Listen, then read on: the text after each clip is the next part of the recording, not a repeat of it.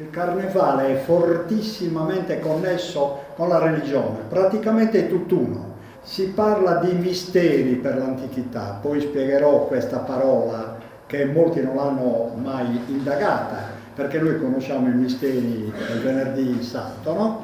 Quando appunto si fa la processione notturna con le 14 fermate, eccetera, e conosciamo solo quelli, ma in realtà i misteri erano di estrema importanza nell'antichità. Questa parola misteri viene dall'antica Grecia. Lo scopo era di insegnare a morire, così come succede per la filosofia. Chi è appassionato di filosofia questo lo sa, si insegna e si impara a morire. Tra religioni e misteri anticamente non c'era differenza. Poi la divaricazione tra misteri, religioni e anche filosofia è stata fatta da studiosi posteriori che non hanno capito più nulla del fenomeno. Anche gli stessi greci alla fine non capivano più nulla. Quelli che capivano qualcosa erano però tenuti al segreto, perché i misteri obbligavano a un segreto assoluto, perché non si poteva, come dire, dare le perle ai porci. Erano istruzioni di altissimo livello spirituale, e allora si aveva un concetto ben preciso della gente, una specie di settorializzazione. Tu sai e io non lo so, o viceversa. Platone, per esempio, parlò moltissimo dei misteri, solo che li pose in termini di religione. Non poteva parlare dei misteri per il dovere, l'obbligo del silenzio, e li trattò dal punto di vista religioso. Chi studia le opere platoniche sa che cosa voglio dire. La religione poi, sappiamo, tramite Plotino, poi tramite i primi pensatori cristiani, si appropriò al 100% di tutte queste dottrine, che erano dottrine di altissimo livello spirituale. Si parte dall'anima, e l'anima fa parte, secondo la dottrina dei misteri, del nous, cioè della mente unica che regge l'universo, di Dio insomma, Dio indiviso, il nous indiviso, vedete, che deriva dal sumerico nu, creatore, il creatore dell'universo. L'anima si stacca dal nous, dal creatore dell'universo, discendendo sulla terra e animando le miriadi di corpi, in genere corpi umani, perché i misteri riguardano l'uomo ovviamente.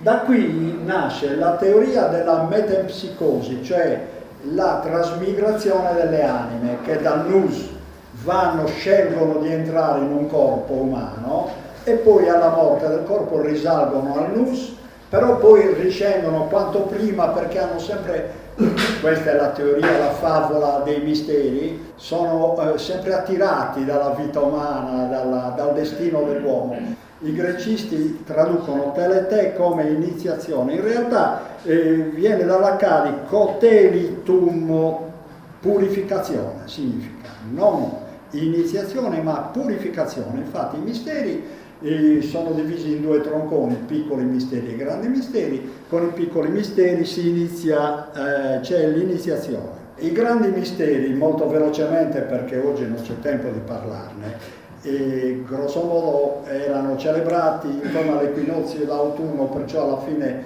a metà settembre, fine di settembre, e sono collegati molto alla siccità. Tutto questo, specialmente in Sardegna, ha un valore, e qui pian piano entriamo sempre più nei carnevali. Con la siccità viene meno il principio di generazione, per ovvie ragioni, le piante non generano più, non germinano più e così via. E allora tutto questo, anche questo fenomeno veniva messo in evidenza nei misteri attraverso le processioni e gli atti drammatici, poi ci arriviamo. Per esempio ai grandi misteri appartiene, secondo la mia visione, Subani dei Sbagadius, lì ne ho parlato nei pani, ma anche nel libro della religione. Cioè c'è una processione dei pani messi in croce a Sirgus d'Oligara e portati in processione.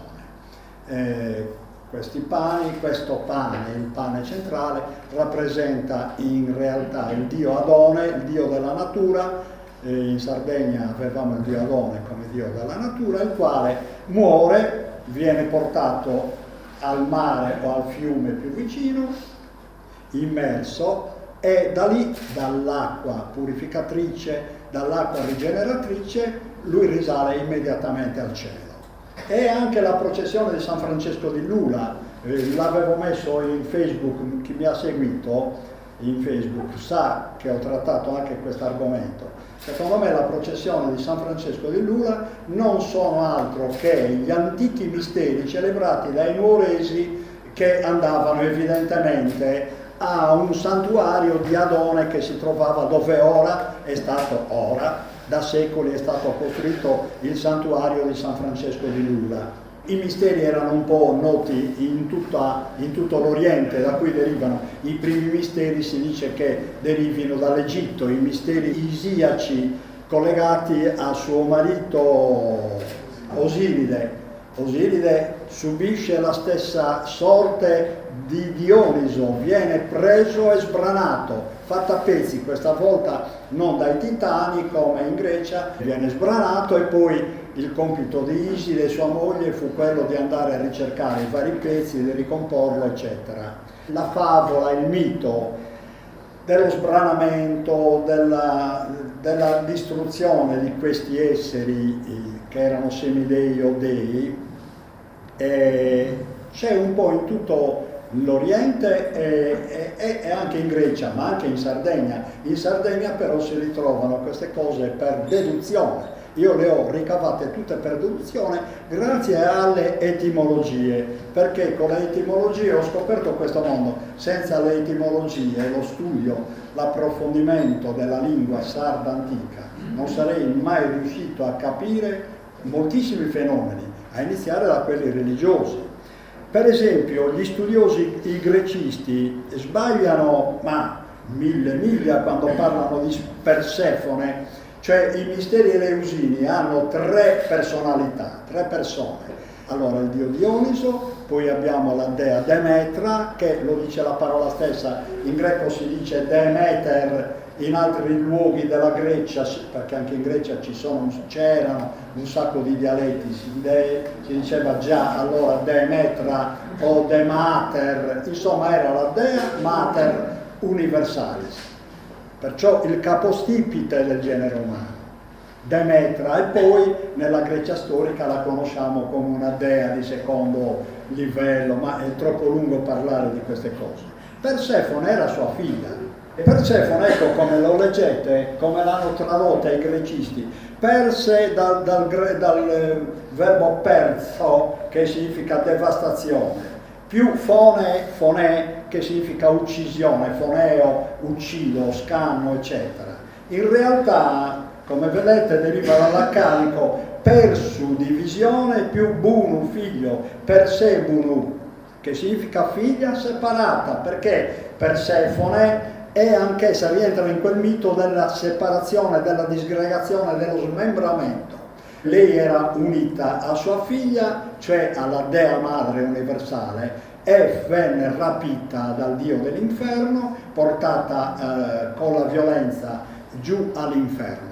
E perciò da quel momento, vedete, il mito di Iside identico, la Demeter va in giro per il mondo cercando sua figlia, come fece Iside, che è la Madonna degli Egizi, come fece Iside cercando suo marito, finché non la trovò. Il ritrovamento di Persefone è l'atto che ricongiunge la figlia alla madre, perciò la ricongiunzione è sempre all'unità, una parte smembrata che si riunisce all'unità. Il Mystes, come vedete, è l'iniziato ai misteri, il partecipante al rito notturno, perché i misteri venivano celebrati di notte, al lume di candela. Il mystikos significa arcano in greco e anche in italiano, mysterion significa pratica segreta, dottrina segreta, cerimonia segreta, dall'accadico mushitu, notte, tempo di notte. In sumerico abbiamo invece un'altra traduzione di questa parola, mushita, che significa letteralmente o sacerdote dell'incantesimo o preghiera dell'incantesimo. Perciò ci avviciniamo ancora di più al fenomeno. Il mistero era un sacerdozio, perché venivano anche chiamati sacerdoti quelli che si iniziavano ai misteri. Un sacerdozio del mistero, oppure, che è la stessa cosa, un incantesimo del mistero verso la ricerca della perfezione, perché anticamente tutto ciò che riguardava la congiunzione con Dio, col Supremo, era sempre praticato molto spesso, o quasi sempre, diciamo, tramite gli incantesimi. Poi ne parleremo meglio degli incantesimi. E gli incantesimi, come tutti sanno, si praticano di notte. Oppure può essere l'altra derivazione, myste sarebbe che accresce l'unità nella totalità. E qui torniamo al concetto delle anime che si ricollegano col Dio sommo, con l'unità universale. Ecco, i misteri iniziano con la purificazione. La purificazione viene attuata in due modi, sia oggi, sia pure sotto forma di carnevale, sia presso i misteri antichi, che i più, come ho detto, i più importanti erano i misteri eleusini. C'era il fuoco e l'acqua. Qui parliamo velocemente del fuoco. Demetra e Persefone, avete imparato che erano madre e figlia. La figlia si chiamava anche Core, che tutti traducono come bambina, figlia, perché Core significa anche bambina, figlia in greco. In realtà, come vedete, deriva dal sumerico kur e kure, cioè chi entra nell'oltretomba. Infatti lei ci entrò da viva nell'oltretomba, trascinata dal marito violento.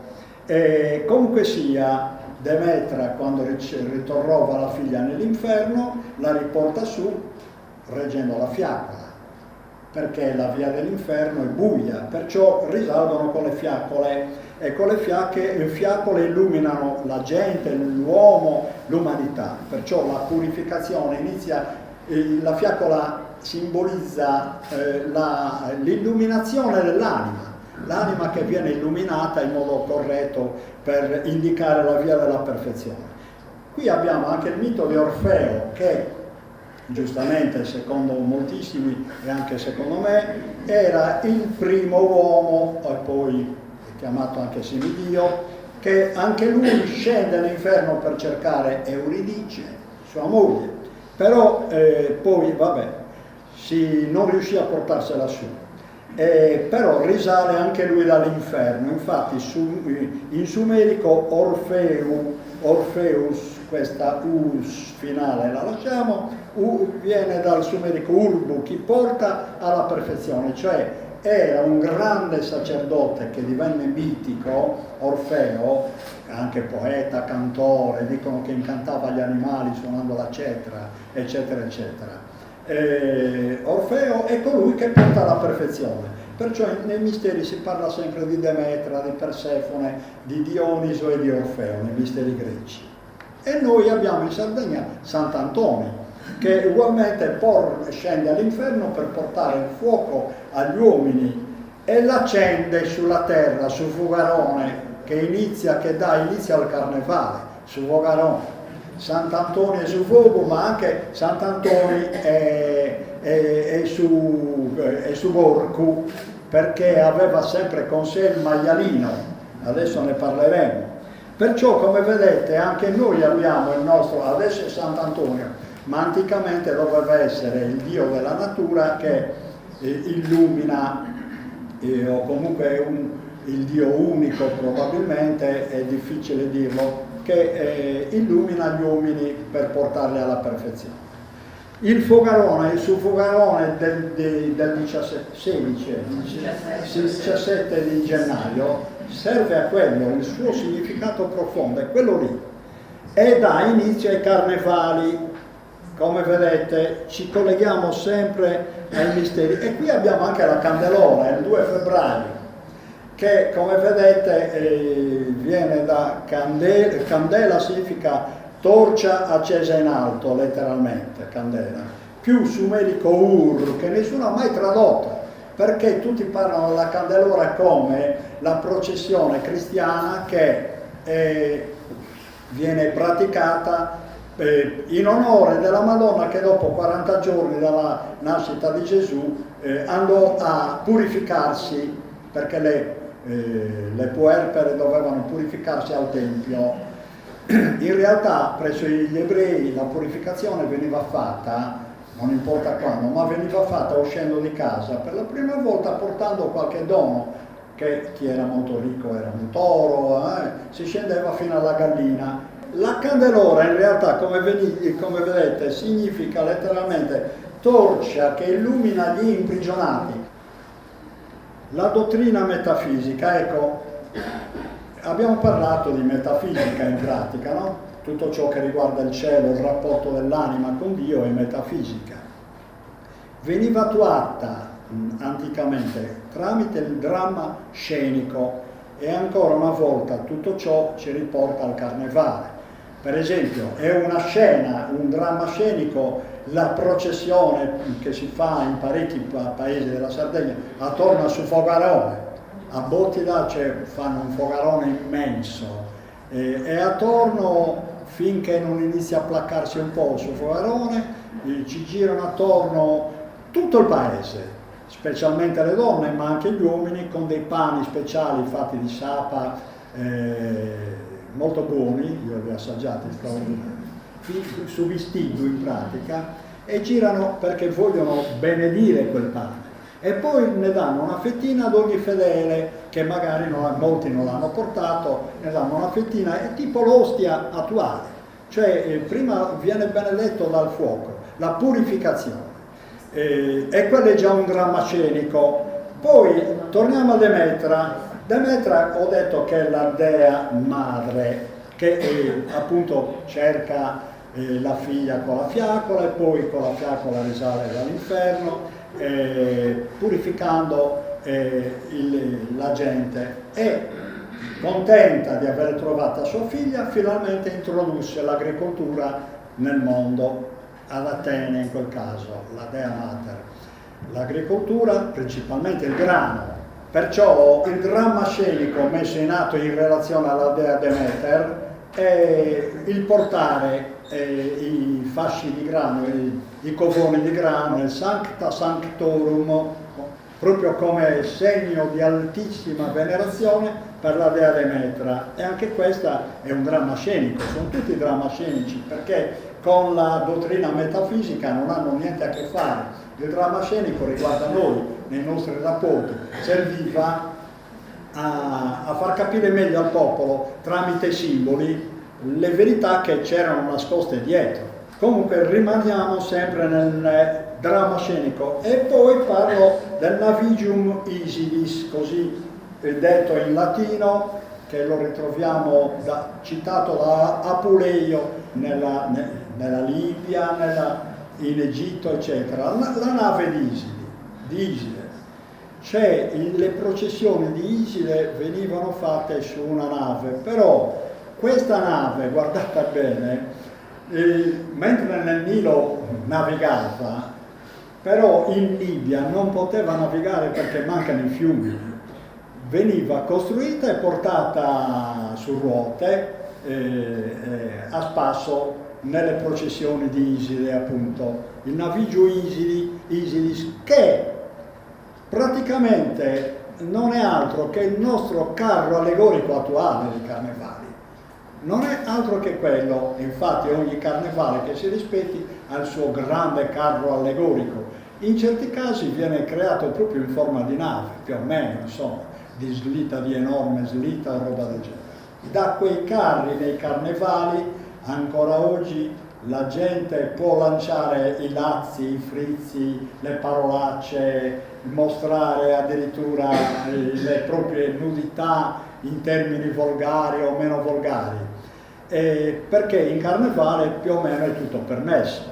Qua faccio una brevissima parentesi: tutte le processioni cristiane attuali, fatte nei singoli paesi al proprio santo protettore, non erano altro che antiche processioni misteriche. Noi le processioni isiache o dionisiache o che so io, le ritroviamo anche nelle nostre processioni con forme più o meno identiche, sempre come dramma scenico, cioè per esempio la processione di Sant'Efisio, noi vediamo che dentro i carri ci sono specialmente donne, ora mettono qualche maschietto, ma in genere sono donne, le quali cantano reciprocamente il Trallallera, il quale è fatto di 2 versi, uno, come sapete, tesi e antitesi, insomma, diciamo così, e con il Trallallera, normalmente il Trallallera, specie anticamente, non era altro che un modo per scambiarsi beffe reciproche, contumelie reciproche. I greci lo chiamavano canto amebeo, cioè botta e risposta letteralmente. Sono botte e risposta che sono rimaste vive in Sardegna ancora oggi e ce lo dobbiamo tenere caro. Nella storia della musica sarda i canti di questo tipo sono sempre esistiti e in Campidano, come tutti sanno, sono fiorenti al massimo. I mutetus campidanesi non sono altro che questo. Chi ha assistito alle esibizioni dei mutetus sa che i cantanti dei mutetus si scambiano fra di loro contumelie di ogni tipo e naturalmente vince il cantante che riesce ad esprimersi con arguzia, con finezza, in modo meno volgare possibile, ma colpendo il massimo, cioè dire il minimo colpendo il massimo. Questa è sempre una tradizione carnevalesca e isiaca, una tradizione dei misteri eleusinii.